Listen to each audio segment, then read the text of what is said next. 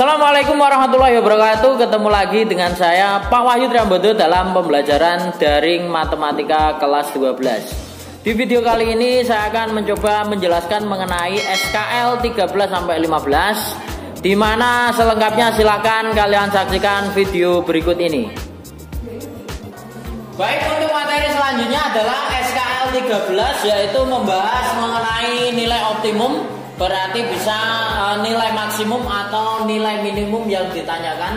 Kita lihat soalnya, ini adalah bagian dari program linier, di mana program linier itu ada model matematika, kemudian menentukan daerah penyelesaian dan nilai optimum. Nah, kita lihat nomor 13, nilai maksimum untuk fx, y sama dengan 6x plus y. Fx, y ini adalah fungsi objektifnya. Kemudian yang memenuhi pertidaksamaan, sistem pertidaksamaan liniernya adalah 4x plus 2y kurang dari sama dengan 12. Kemudian x plus 2y kurang dari sama dengan 8. X lebih besar sama dengan 0 dan y lebih besar sama dengan 0. Nah, pertanyaannya adalah nilai maksimum. Berarti pertama kita gambar daerah penyelesaiannya terlebih dahulu.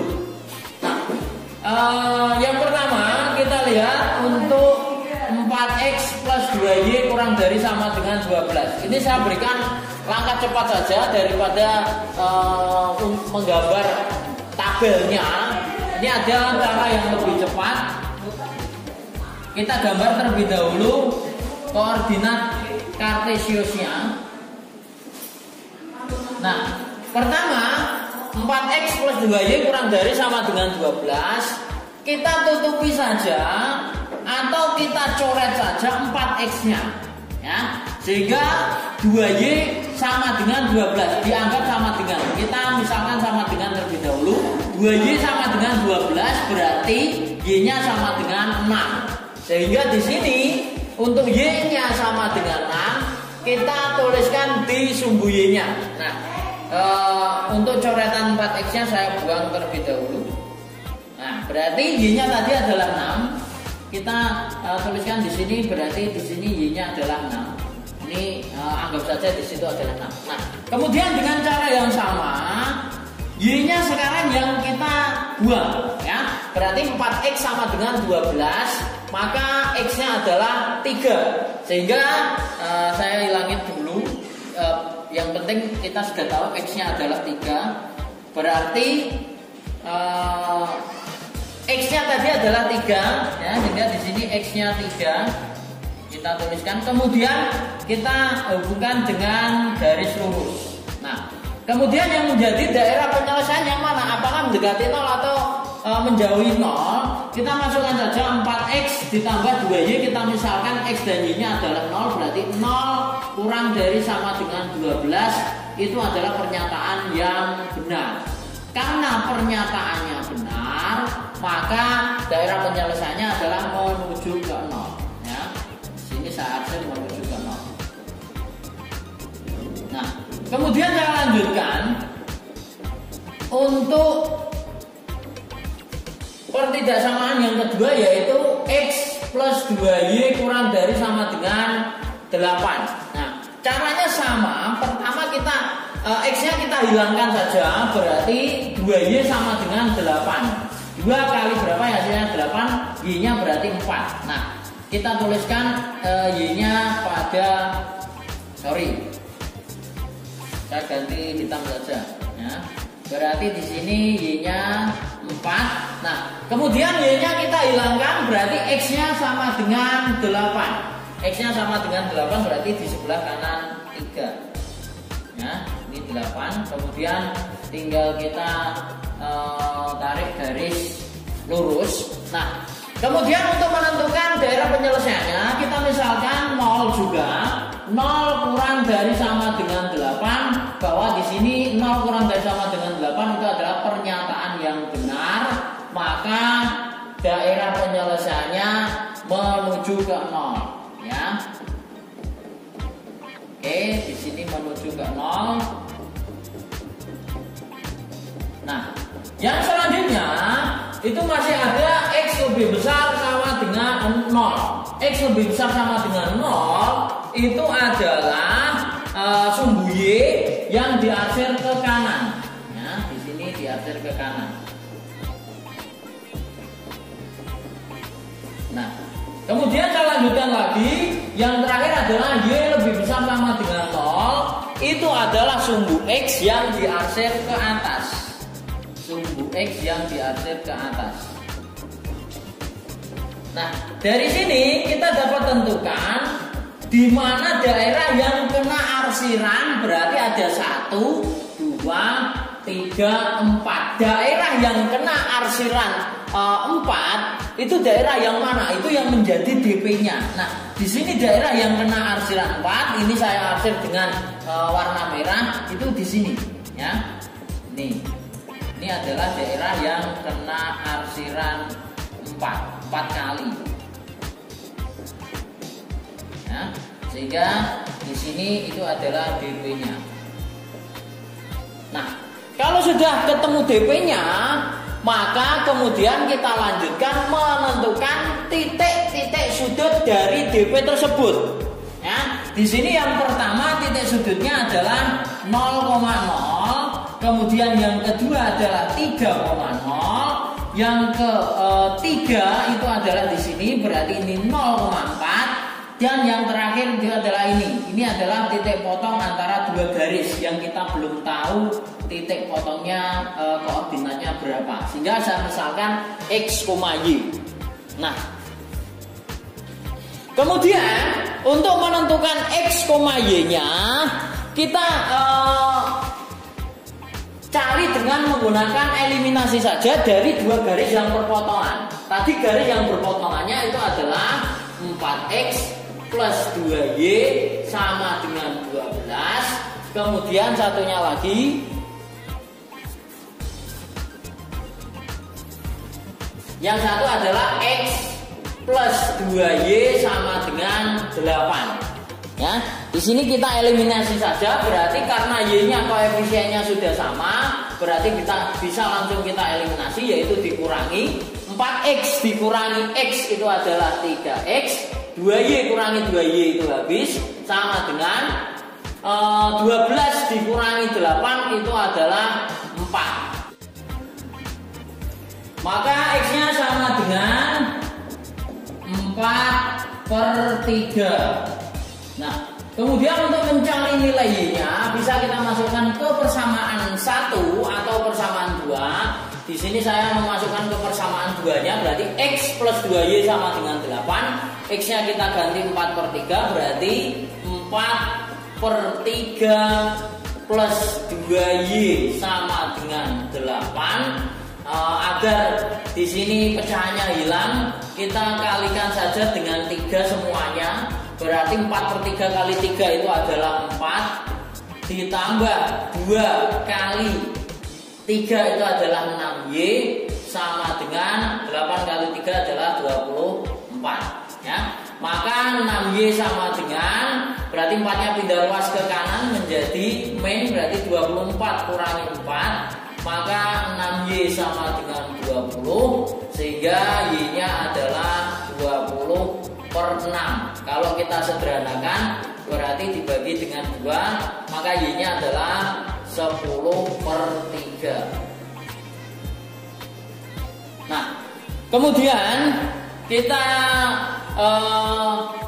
masukkan saja fungsi objektifnya dengan cara sederhana, yaitu dengan menggunakan tabel saja.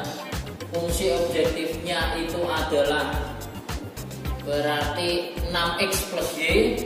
Nah, di sini kita tuliskan Fxy sama dengan 6X plus Y. Kemudian tadi pertama titiknya itu adalah 0,0, kemudian 3,0, kemudian satu lagi 0,4, dan yang terakhir tadi X, Y-nya adalah 4/3, 10/3 ya. Jadi di sini 4/3, 10/3. masuk dalam daerah penyelesaian, berarti 4/3,10/3. Nah, kemudian tinggal kita substitusikan saja semuanya ke 6x plus y, di mana x-nya diganti 0, berarti 6 kali 0 ditambah 0 itu sama dengan 0. Kemudian 6 kali 3 ditambah 0 sama dengan 18. Kemudian 6 kali 0 ditambah 4 itu sama dengan 4. Dan yang terakhir 6 kali 4/3 ditambah 10/3. Sehingga kita selesaikan 6 kali 4 itu 24. 24/3 ditambah 10/3. Sehingga jawaban akhirnya adalah 34/3. Nah, dari sini tinggal kita pilih saja mana yang maksimum. Pertama 0 jelas tidak maksimum, kemudian 18 ada 4 dan 34/3. Nah, 34/3 ini kalau kita bagi itu sekitar 11, karena 11 itu 33, 11,33 sekian ya. Sehingga di sini berarti kita dapatkan bahwa nilai maksimumnya itu adalah 18 ya. Jadi nilai maksimumnya itu adalah 18 karena yang ditanyakan tadi adalah nilai maksimum. Nah, kemudian kita lanjutkan pada SKL 14 yaitu fungsi kuadrat, di mana fungsi kuadrat bentuk umumnya adalah y sama dengan ax kuadrat plus bx plus c. Nah, di sini grafiknya berupa parabola. Cara penyelesaiannya biasanya disuruh menentukan, nah ini ada grafiknya ada, kemudian disuruh menentukan fungsi kuadratnya apa. Nah, di sini cara paling mudahnya yang pertama kita lakukan adalah melihat koefisien x kuadrat ya. Jadi pertama di sini adalah melihat koefisien x kuadrat, melihat koefisien x kuadrat. Kalau A-nya itu positif berarti nanti terbuka ke atas. Nah, gambarnya seperti ini. Nah, kemudian kalau A-nya negatif itu berarti terbuka ke bawah ya. Nah, yang kedua untuk cara depannya adalah melihat konstantanya. Nah, konstanta yang sama dengan C itu adalah titik potong terhadap sumbu Y. Titik potong sumbu Y. Jadi titik potong sumbu Y-nya itu berapa? Jadi misalkan C-nya itu 4, berarti titik potong sumbu Y-nya adalah 4. Nah, yang terakhir adalah menentukan sumbu simetri. Sumbu simetri di sini adalah XP, di mana rumusnya adalah min B per 2A. Nah, caranya kita lihat di sini soalnya kalau saya baca nomor 14 itu adalah persamaan grafik fungsi kuadrat pada gambar di bawah ini. Di sini grafiknya sudah saya tulis, kemudian disuruh menentukan persamaan dari grafik tersebut. Jawaban yang paling tepat itu apa? A, B, C, D atau E. Nah, cara cepat ini berlaku apabila ada option jawabannya. Jadi ada option A, B, C, D, E nya. Kalau tidak ada berarti tidak, cara cepat ini tidak bisa dilakukan ya. Nah, kemudian saya lanjutkan lagi. Pertama adalah melihat dia terbuka ke atas atau ke bawah. Karena terbuka ke atas ya, berarti nanti A-nya positif. Sehingga di sini kriteria pertama pada grafik tersebut adalah A-nya positif. Tinggal dilihat saja jawabannya. Koefisien x kuadratnya yang positif yang mana? A, B, C, D, E itu sepertiga semua, berarti positif.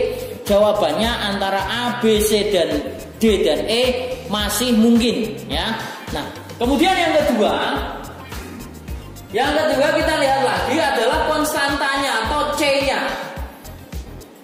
Di sini yang dimaksud dengan C itu adalah titik potong sumbu Y. Nah, kita lihat saja dalam grafik titik potong sumbu Y-nya adalah 4. Maka di sini C-nya adalah 4. Sehingga kalau kita lihat jawabannya itu adalah yang paling tepat antara C dan D. Saya tulis saja option yang C.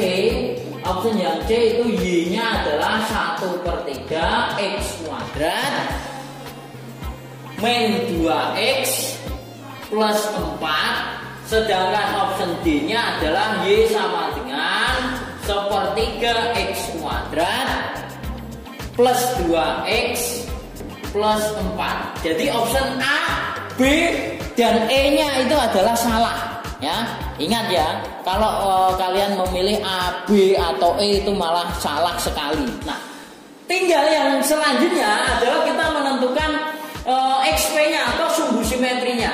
Di sini XP-nya rumusnya adalah min B per 2A. Kita jelaskan terlebih dahulu yang dinamakan sumbu simetri. Sumbu simetri itu adalah garis yang bisa membagi grafik tersebut menjadi dua bagian yang sama. Itu yang dimaksud dengan sumbu simetri. Nah, di sini X-nya berapa? Karena X-nya 3, berarti XP-nya atau sumbu simetrinya adalah 3. Nah, sekarang kita tinggal mencari XP dari option C dan D yang hasilnya 3 yang mana? Itu yang menjadi jawaban yang benar. Kita lihat cara satu-satu saja.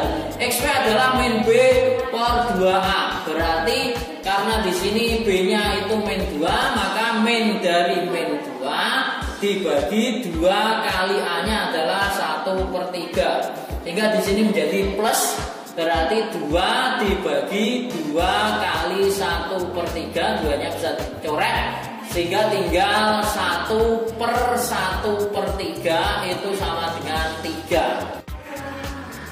Nah, kemudian kita lihat untuk jawaban yang D atau option yang D, apakah nanti XP-nya benar bukan 3? Karena di sini pada option yang C XP-nya sudah 3 dan C ini adalah menjadi jawaban yang benar. Nanti saya buktikan untuk D-nya pasti jawabannya bukan 3. Nah, kita lihat berarti XP sama dengan rumusnya masih sama, yaitu min B per 2A. Berarti min B-nya di sini 2 dibagi 2 kali A-nya adalah 1/3. 2-nya kita coret dan masih menyisakan min. Berarti min 1 dibagi 1/3 atau sama dengan min 3 ya.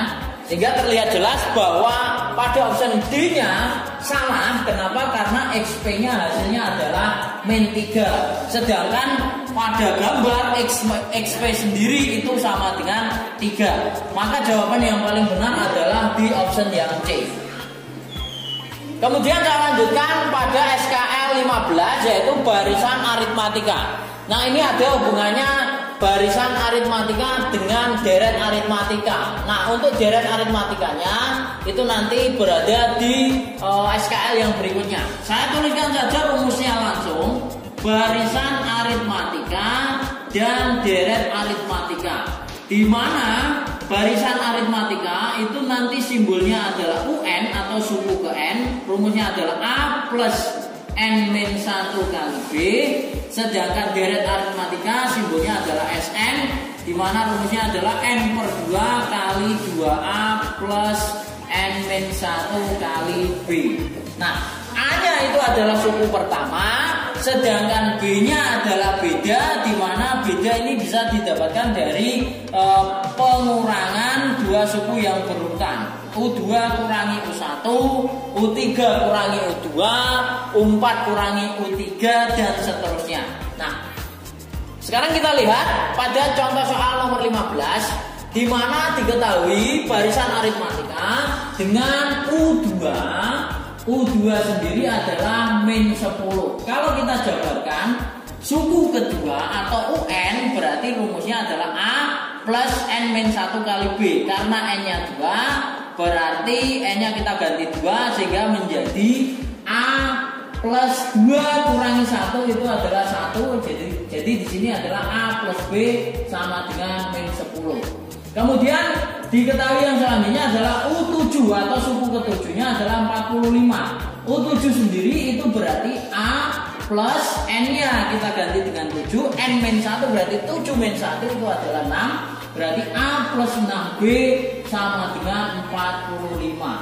Nah, kemudian kita eliminasi saja untuk mencari nilai A dan B-nya. Ingat, untuk menentukan atau mengerjakan soal yang berhubungan dengan barisan aritmatika dan deret aritmatika, itu unsur yang harus ada itu adalah suku pertama atau A dan beda atau B-nya.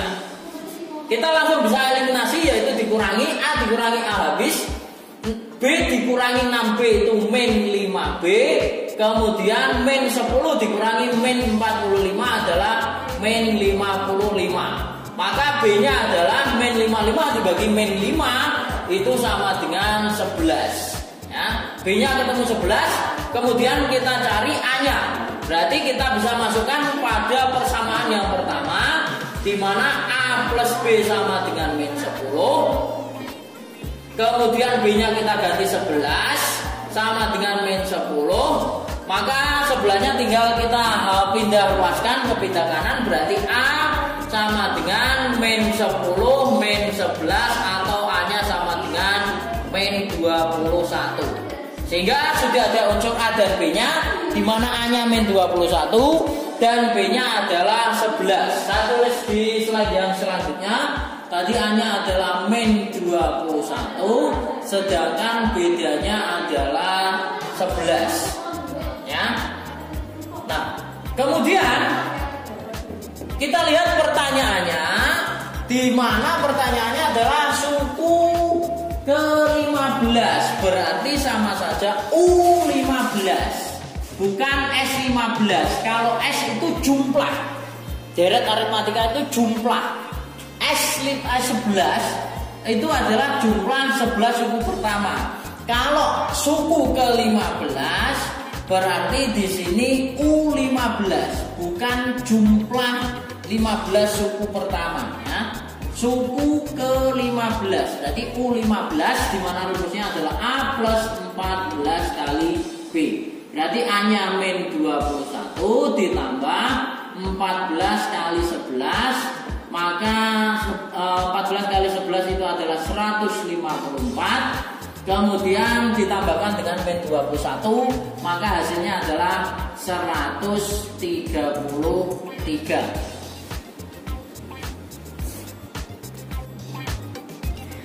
Demikian video pembelajaran kita kali ini. Yang selanjutnya kalian bisa mengerjakan latihan soal yang sudah saya share melalui Google Classroom. Dan tetap sehat, tetap semangat. Sampai jumpa di video-video berikutnya. Wassalamualaikum warahmatullahi wabarakatuh.